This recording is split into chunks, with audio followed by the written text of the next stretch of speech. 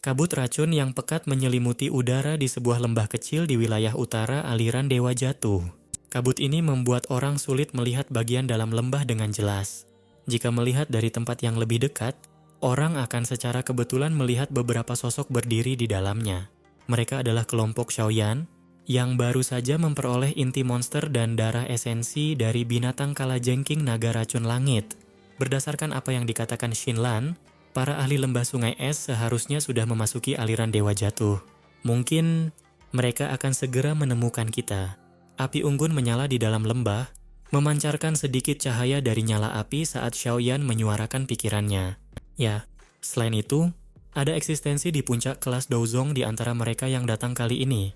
Xinlan mengangguk. Wajahnya muram. Puncak kelas Douzong, kekuatannya bahkan lebih besar dari binatang kalajengking naga racun langit. Meskipun Xiaoyan saat ini memiliki dua makhluk Douzong bintang 8 di sekitarnya, kemungkinan sangat sulit bagi mereka untuk menang dalam pertarungan seperti itu. Bagaimanapun, puncak kelas Douzong adalah yang terkuat di antara para ahli di bawah kelas Douzun. Xiaoyi dan Tenhuo Zunjie di sampingnya juga mengangguk. Mereka sangat memahami level ini. Bahkan dengan harga diri Tianhui Zunze, dia tidak punya pilihan selain mengakui bahwa sangat sulit baginya untuk melawan seorang ahli di puncak kelas Douzong dalam kondisinya saat ini. Oleh karena itu, kita harus menyingkirkan mayat Tuan Tua Yao atau tubuh racun menyedihkan dari Xiaoyi sebelum mereka menemukan kita. Jika tidak, kemungkinan besar situasinya tidak akan menguntungkan. Xiaoyan berbicara dengan nada serius. Xiaoyi dan Tianhuo Zunjie mengangguk ketika mendengar ini. Dalam situasi saat ini, kekuatan mereka berdua akan melambung tinggi jika mereka dapat menyelesaikan masalah masing-masing. Dengan demikian, mereka akan memiliki kemampuan untuk bertarung bahkan ketika berhadapan dengan seorang ahli di puncak kelas Douzong dari lembah sungai es. Kamu harus membantu Tuan Tua Yao memurnikan tubuh terlebih dahulu. Dia adalah Douzun elit di masa lalu. Meskipun dia mungkin tidak dapat dengan cepat memulihkan kekuatan puncaknya setelah mendapatkan tubuh, seharusnya tidak sulit baginya untuk naik ke kelas Douzun. Tubuh racunku yang menyedihkan ini tidak pernah sepenuhnya dikendalikan oleh siapapun di masa lalu. Kami tidak yakin apa yang akan terjadi setelah dikendalikan. Karena itu, saya sarankan Tuan Tua Yao yang menjadi prioritas. Xiaoyi merenung sejenak sebelum dia memberikan saran yang serius. Xiaoyan menunjukkan ekspresi berpikir mendalam setelah mendengar analisis Xiaoyi. Membantu Tianhuo Zunze terlebih dahulu memang merupakan taruhan yang paling aman. Tubuh racun yang menyedihkan adalah tubuh alami yang unik. Saat meletus, bahkan seorang Douzun elit harus bersembunyi darinya untuk sementara waktu. Jika Anda mampu mengendalikannya, kemungkinan besar pencapaian Anda akan sangat mengejutkan.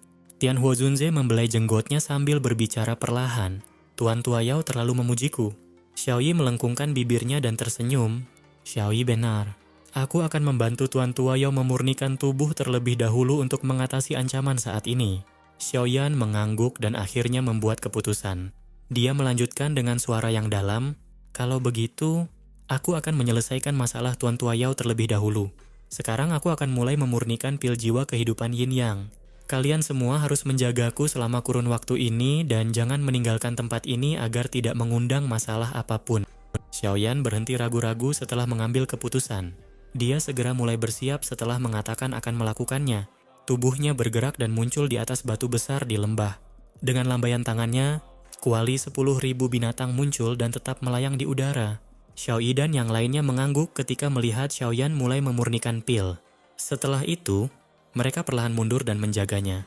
Xiaoyan melambaikan tangannya dan api hijau giok muncul.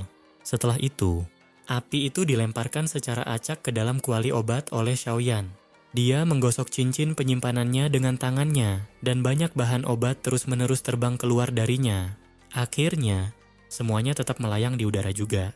Mata Xiaoyan mengamati bahan-bahan obat ini dengan saksama.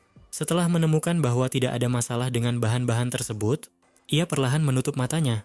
Formula obat dari pil jiwa kehidupan Yin Yang perlahan mengalir di benaknya seperti air yang mengalir.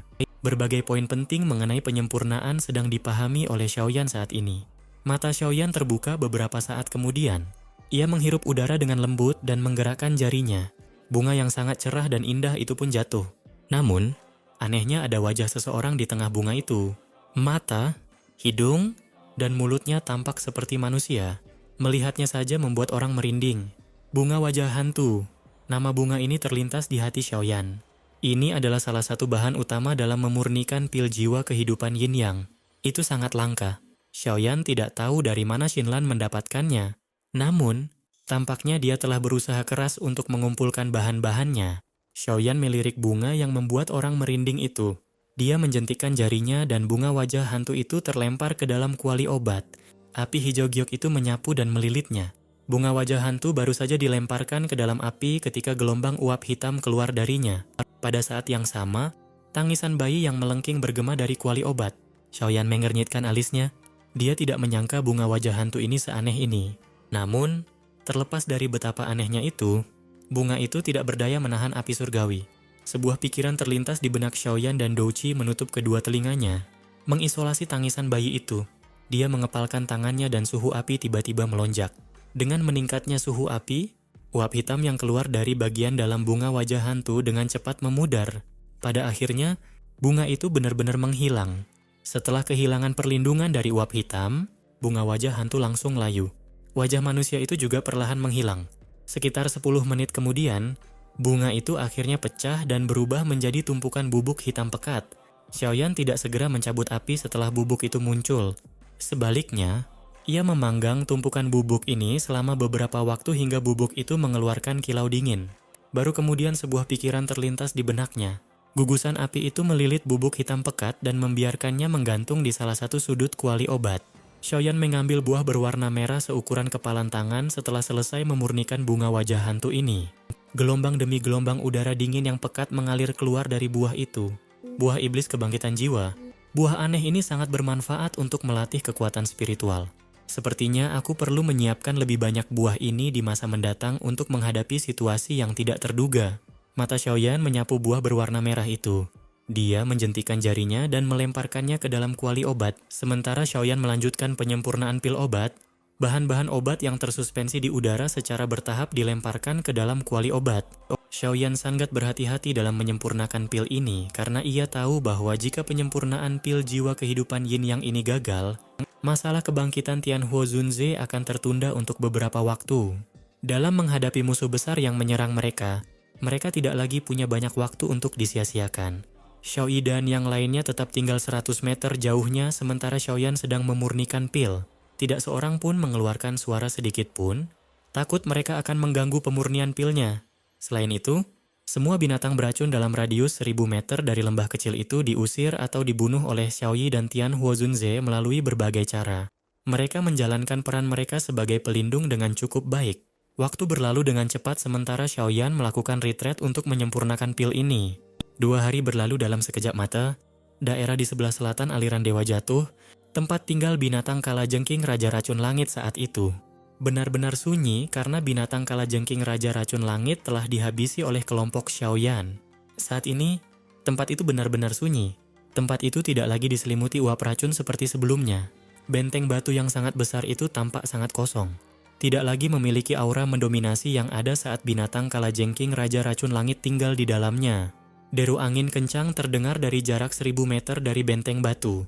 Sesaat kemudian, banyak sosok putih muncul di tanah datar di luar benteng batu. Shitua, riak energi yang kita rasakan 2 hari lalu seharusnya berasal dari tempat ini. Tatapan seorang tetua menyapu benteng batu sebelum dia dengan hormat berbicara kepada lelaki tua di samping yang sedang memegang tongkat jalan berbentuk ular. Tidak ada lagi aura di tempat ini. Lelaki tua yang dipanggil tua itu menghentikan pandangannya ke benteng batu itu sembari berkomentar samar. Dari apa yang kutahu, ini seharusnya wilayah kalajengking langit. Wilayah ini dikelola oleh binatang kalajengking naga racun langit yang telah mencapai kekuatan Douzong bintang 8. Namun, dari apa yang terlihat sekarang, seorang lelaki tua lainnya mengerutkan kening dan mengungkapkan apa yang diketahuinya. Binatang kalajengking naga racun langit. Si tua menyipitkan matanya dan berkata perlahan, tempat ini memiliki sisa aura mayat. Jika tebakanku benar, orang itu seharusnya sudah dihabisi. Apa? Orang itu memiliki kekuatan Douzong bintang 8. Bahkan di aliran Dewa Jatuh ini, dia adalah salah satu dari sedikit makhluk seperti itu. Siapa yang mampu membunuhnya? Seru orang-orang yang tersisa setelah mendengar ini. Selain aura mayat, ada jejak di tanah yang menunjukkan bahwa mayat itu telah dipanggang pada suhu tinggi. Jelas, itu adalah seseorang yang memiliki kendali api yang hebat. Dari sisa-sisa jiwa para pengikut lembah sungai es saat itu, Aku menemukan bahwa ada seorang pemuda di antara mereka yang mengendalikan sejenis api yang sangat kuat. Jika tebakanku benar, ini seharusnya dilakukan oleh kelompok itu. Tua dia mengambil beberapa rumput dan dengan lembut menjepit bilahnya. Rumput itu berubah menjadi debu saat dia melakukannya. Dilakukan oleh kelompok itu, mereka sekuat ini. Ekspresi dari 3 tetua berpakaian putih yang tersisa berubah. Itu adalah Dozong Bintang 8. Mereka dapat dengan mudah membunuh Bingfu dan 2 orang lainnya. Apa yang mengejutkan tentang mereka yang mampu bertarung dengan Dozong Bintang 8? Shitua tersenyum tipis. Dia perlahan berdiri dan mengalihkan pandangannya ke utara aliran Dewa Jatuh. Wajahnya yang keriput memperlihatkan senyum aneh. Namun, udara masih memiliki sisa aura dari binatang kalajengking naga racun langit. Kemungkinan mereka mengambil inti monsternya. Kita seharusnya dapat menemukan mereka jika kita mengikuti aura ini. Wanita tua itu bijak. Ketiga lelaki tua berpakaian putih itu bersukacita dan memujinya dengan penuh hormat ketika mereka mendengar kata-katanya. Si tua melambaikan tangannya secara acak. Dia mencengkeram tongkat jalan berbentuk ular dan perlahan berjalan ke utara sungai Dewa Jatuh. Tawa samar perlahan terdengar darinya. Aku yang dulu benar-benar penasaran dengan kelompok orang ini. Mereka tidak hanya menampung wanita racun, tetapi mereka juga datang ke sini untuk membunuh binatang kalajengking naga racun langit ini tanpa alasan. Haha. Lumayan. Ketiga lelaki tua di belakang saling berhadapan. Mereka langsung tertawa dingin. Mereka benar-benar tidak tahu apakah kemalangan atau kehormatan orang-orang itu yang membangkitkan minat Shetua. Mereka yang menyinggung lembah sungai es tidak akan mendapatkan akhir yang baik. Sungguh menyedihkan.